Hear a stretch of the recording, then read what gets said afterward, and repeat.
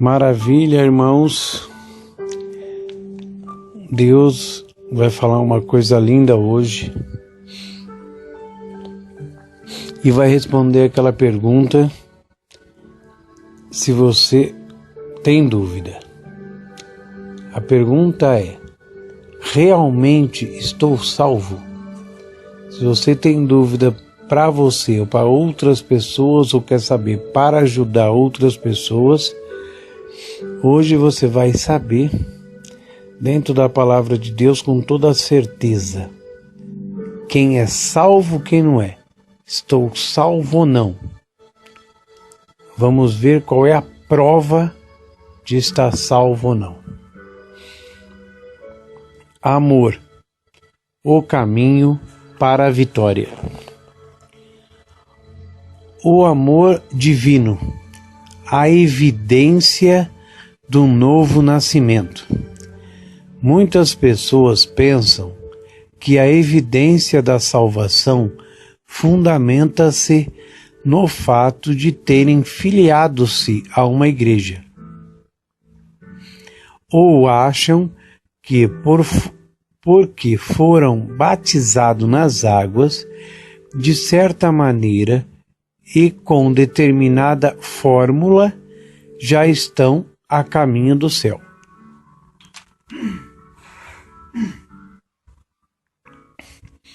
Às vezes, por exemplo, costumamos ouvir: você precisa pertencer à minha igreja. Caso contrário, não está salvo. Ou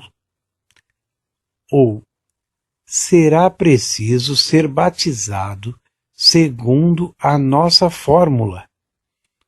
Ou você não terá salvação. Não irá para o céu.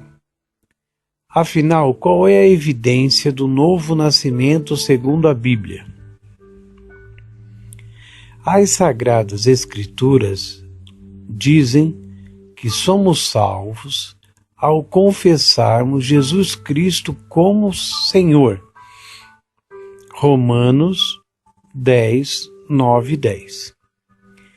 E termos conhecimento da nossa salvação pelo amor que possuímos pelos irmãos. 1 de João 3, 14. Nós sabemos que passamos da morte para a vida porque amamos os irmãos. Quem não ama o seu irmão permanece na morte. Gosto desse versículo porque é uma declaração bem positiva. Concorda? Este verso não diz: achamos que já passamos da morte para a vida. Também não está escrito: essa é a minha opinião ou teoria. Ou é assim que calculei tudo. Pelo contrário, o apóstolo João declara: nós sabemos que passamos da morte espiritual, para a vida eterna, porque amamos os irmãos. Quando João escreveu esse texto, não se referia à morte física. Virá o dia em que esse tipo de morte não existirá mais. Ela será a última inimiga a ser vencida, mas isso ainda não aconteceu. Na verdade, ao empregar a palavra morte, o apóstolo faz referência às situações em que o espírito humano se separa do Pai Celestial. Podemos, portanto, entender esse versículo assim: sabemos que passamos da morte espiritual e das suas consequências à eterna separação do Altíssimo, à vida eterna, porque temos este fruto chamado amor. Esse fruto maravilhoso de Deus, irmãos. O amor é a coisa mais importante e todo fruto começa com uma semente. Você tem essa semente no coração. Pratique, pense e tenha palavras de amor, pensamentos de amor, atitudes de amor. Pratique isso para o amor de Deus aumentar cada vez mais. A nova criatura nasce do Espírito de Deus. E é nessa ocasião que o amor dele entra em nosso coração. Quando nascemos de novo espiritualmente, participamos do amor e da vida do Senhor, que é eterna e pode ser transmitida ao nosso espírito. Durante nosso nascimento natural, tomamos parte da vida e da natureza de nossos pais. Quando nascemos de Deus, participamos da sua natureza, que é cheia de vida e amor. O amor divino, portanto, permanece em nós e recebemos a vida eterna. A Bíblia diz que, se não amamos os irmãos, permanecemos na morte espiritual, a qual é o estado em que nos achamos antes de renascermos, quando Satanás era o nosso pai espiritual. Romanos 5, 17 e 21. O amor de Deus em nosso coração é a evidência de que fomos transportados do reino das trevas de Satanás para o reino do Senhor, o reino do Filho do seu amor, o reino da luz. Colossenses 1:13. Ao nascermos de novo, passamos da morte espiritual para a vida eterna. Por isso, não é necessário orar e jejuar pedindo o amor à semelhança de Deus, para conseguirmos amar os irmãos. Já vem naturalmente. O salvo já tem essa forma de amor, porque ele teve seu coração marcado pelo Espírito Santo. Se alguém não tiver o amor de Deus em seu coração, não está salvo. A questão é bem simples, porque a última parte do versículo de 1 de João 3,14 diz: quem não ama o seu irmão permanece na morte. Isso significa que, se você não ama seu irmão em Cristo, ainda permanece na morte espiritual, separado do Senhor. O que geralmente acontece quando os cristãos dizem não amar seus irmãos é que eles buscam na própria condição humana o amor de Deus. No entanto, esse sentimento não habita na carne. Não terão de buscar em seu interior a fraternidade, a imagem do Senhor. E em seguida, fazer esse amor divino agir em seu favor. De acordo com a Bíblia, sabemos que passamos da morte para a vida quando amamos os irmãos. A falta de amor de Deus indica que não há a menor evidência da salvação, ou seja, o indivíduo não tem a certeza de ter passado da morte para a vida. O amor é, pois, o primeiríssimo fruto que surge no novo nascimento. Como sabemos que somos salvos? João emprega a ilustração de passarmos da morte para a vida, como a evidência do novo nascimento. Suponha, por exemplo, que você estivesse presente em um enterro. Vamos dar um exemplo muito bom agora, irmãos. Você está no enterro, bem no meio do culto fúnebre.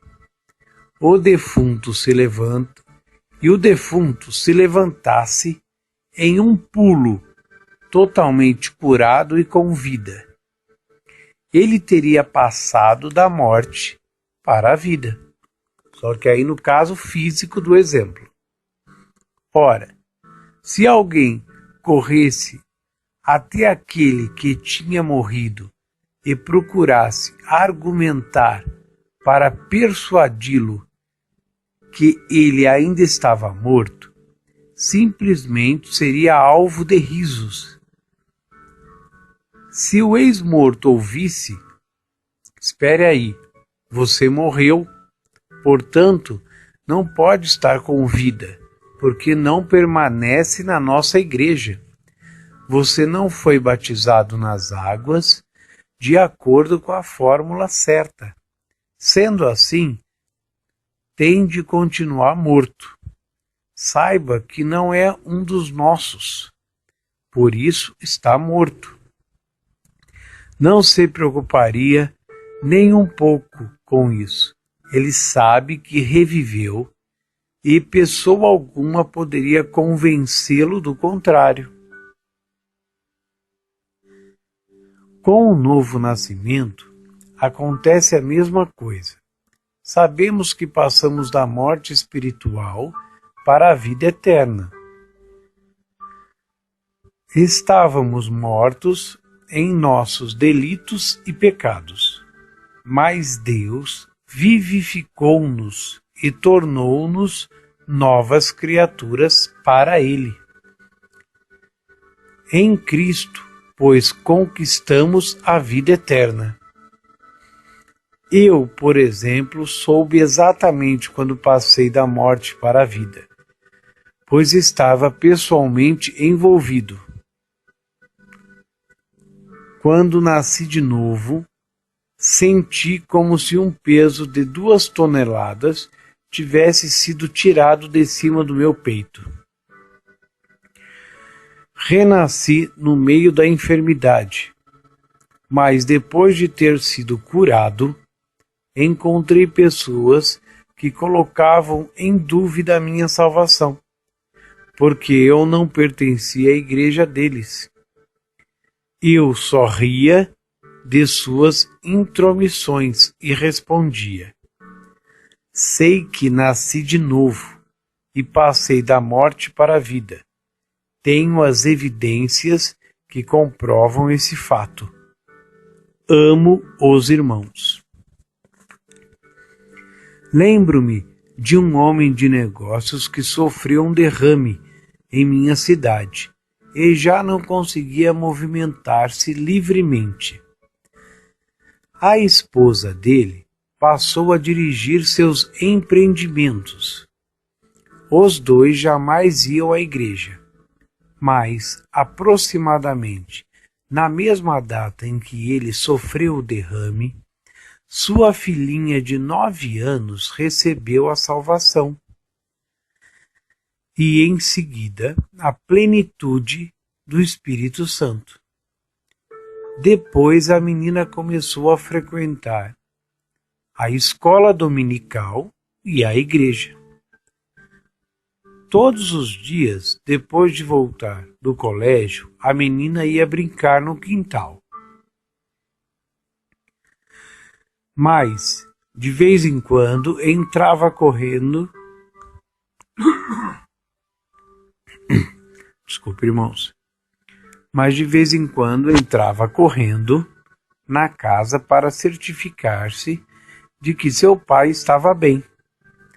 ele mantinha-se na cadeira de rodas desde o derrame, e a filha, ao verificar como ele estava passando, perguntava-lhe: "Está bem, papai?" O homem respondia: "Sim, querida, estou muito bem." E ela corria para fora para ir brincar. Certa vez, ela entrou correndo na casa e perguntou: "Papai, o senhor já tem a salvação em Cristo? Já nasceu de novo?" Sem pensar, ele respondeu: "Sim, querida." E a menina saiu correndo para brincar. Mas ele passou a pensar a respeito e reconheceu que, embora tivesse filiado à igreja 49 anos antes, nunca nascera em Cristo. Por isso, chamou a menina e lhe disse: "Querida, nunca lhe contei mentira a respeito de coisa alguma. Você me perguntou, faz alguns minutos, se eu era salvo. Sem pensar, falei que sim, porque me filiei a uma igreja, mas realmente tenho dúvidas se já nasci de novo."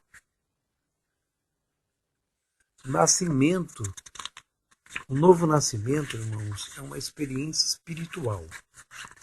Independe se está filiado à igreja.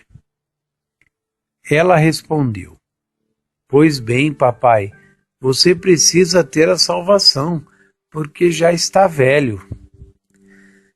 Se não tiver certeza de estar salvo, irá para o inferno."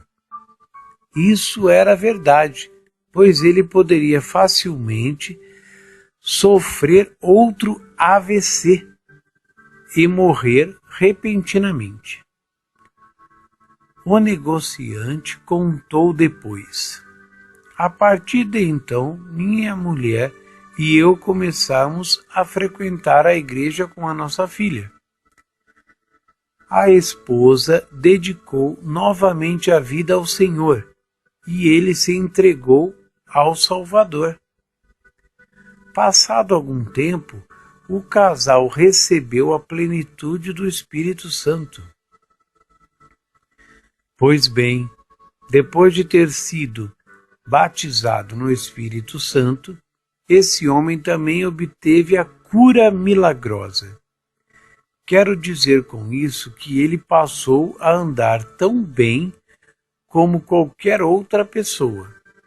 Fui visitá-lo e ele me contou que recebera tantos telefonemas e tantas cartas a respeito da sua cura que pagou um anúncio de meia página no jornal para relatar a todos como Jesus havia restaurado." Que maravilha, hein, irmão, se todo mundo fizesse isso. Tantas curas e milagres, restauração da família, libertação de vício, que acontece, mas ainda vai sair bastante coisa, vocês vão ver, irmãos. Certo dia, quando voltei àquela igreja, fui vê-lo em sua casa. Ele começou a me contar sobre sua experiência de salvação. Determinada noite, durante uma campanha de reavivamento, um evangelista visitante perguntou-lhe: "Você está salvo?" Respondeu: "Sim, Senhor, eu estou." O evangelista insistiu: "Como você sabe que está salvo?" Pois bem, ele começou: "Vou dizer-lhe por que estou certo quanto a isso. Já faz 3 anos que frequento esta igreja, e todas as quartas à noite há um culto de testemunhos. Sempre podíamos aguardar. O primeiro a se levantar para testificar era o velho Smith. Era um velhinho que, sempre ao dar testemunho, cerrava os punhos dizendo: "Estou salvo e santificado." Ele falava isso como se estivesse desafiando as pessoas. Eu ficava com tanta raiva que, de onde estava sentado, xingava-o silenciosamente. Dizia a mim mesmo: "Velhinho, se eu não tivesse aleijado, tiraríamos a diferença para ver até que ponto você está santificado." Em seguida, e isso era garantido, a próxima pessoa a testemunhar era a senhora Bailey. Enquanto ela testificava, eu ficava sentado ali, criticando-a também. Dizia a mim mesmo: aquela velha está sempre circulando por aí na tentativa de levar todos à salvação. Mas quando o marido volta para casa, as camas ainda não estão arrumadas e tudo está uma bagunça. Os filhos estão correndo para cima e para baixo pelas ruas, nem o jantar da família está pronto. Eu tinha certeza de que ela não possuía qualidade alguma. Se fosse assim, a sua família não estaria em uma desordem tão grande. Todas as vezes que ela testemunhava, e quanto mais eu pensava a respeito, mais irritado me sentia, até começar a amaldiçoar em voz baixa aquela senhora. Então aquele negociante revelou uma coisa interessante. Desde que o Senhor me salvou, meu coração foi transformado.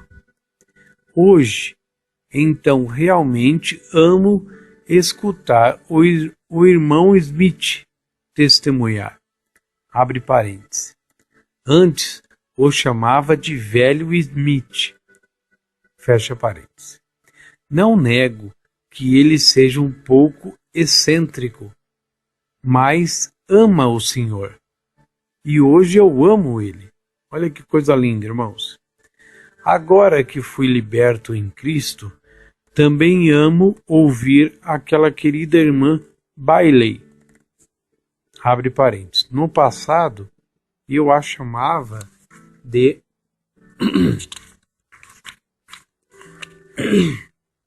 velha Bailey. Fecha parênteses. Imagino, naturalmente, que ela não seja 100% perfeita. Na realidade, pessoa alguma atingiu a perfeição. Mas, por outro lado, conheço seu marido porque ele trabalha para mim. Era o tipo de homem que dificilmente deixava-se agradar e com quem era quase impossível conviver. Na verdade, ele costumava dizer-me: "Vou para casa e se minha esposa não tiver feito o jantar, ficarei zangado e irei xingá-la. Se for o caso da comida estar pronta na mesa, vou derrubar tudo no chão." Pois bem, é óbvio que ela tomava o cuidado de ficar ausente quando o marido chegava do trabalho. Depois que fui salvo pelo Senhor Jesus, gosto muito de ouvir o testemunho daquela querida irmã Bailey. O negociante sabia que tinha passado da morte para a vida porque amava os irmãos. O amor de Deus em sua alma fez total e completa diferença. O Espírito Santo pode estar em seu coração no novo nascimento, mas é preciso reconhecer se você não permitir que o amor divino o domine. Continuará andando na carnalidade e será derrotado. Sempre perdoe tudo, irmão. Nunca veja defeito nas pessoas e ame as pessoas. Voltando à irmã Baisley, com o passar do tempo, ela conseguiu levar todos os filhos e o marido à salvação. Quando retornei àquela igreja para uma visita, a família inteira estava sentada em um dos bancos adorando a Deus. Afinal, como aquele homem de negócio sabia que era salvo, ele tinha certeza de ter passado da morte espiritual e das suas consequências como a separação eterna de Deus. E agora ele tinha a vida, porque amava os irmãos. O amor é a essência total e deve ser o nosso maior objetivo, irmãos. Amar a Deus é a coisa mais importante e amar o próximo com todo o amor, amar o inimigo, amar todas as pessoas, só amar, não julgar, não perdoar tudo, nunca fazer nenhum tipo de, comentário, defeito, todo mundo tem. Vamos amar as pessoas, andar com Deus e desenvolver mais e mais esse amor dentro de nós. Vamos orar agora. Feche os olhos, coloca a mão no seu coração e busca a Deus com todas as suas forças. Pai maravilhoso, perfeito, lindo, formoso, glorioso, fiel, verdadeiro, aleluia. Aleluia, aleluia, aleluia. Te amamos, te adoramos, te queremos, Pai. Venha, Senhor, nos envolva, Pai. Enche-nos, Senhor, com o teu poder, com o teu espírito. Refrigera a nossa alma, Pai. Venha, aleluia, aleluia. Te adoramos, te adoramos, te adoramos, te queremos, Pai. Aleluia, maravilhoso Deus. Pai, ensina-nos, Pai, a andar cada vez mais no seu amor, Pai. A desenvolver ele, a crescer mais ele dentro de nós, Pai. Cada pensamento seja no amor. Cada palavra no amor, cada atitude no amor, cada olhar no seu amor, sempre no seu maravilhoso e infinito amor, Pai. Pai, em nome do Senhor Jesus eu te peço, desça com o seu poder na vida do meu irmão, da minha irmã que está ouvindo essa mensagem agora.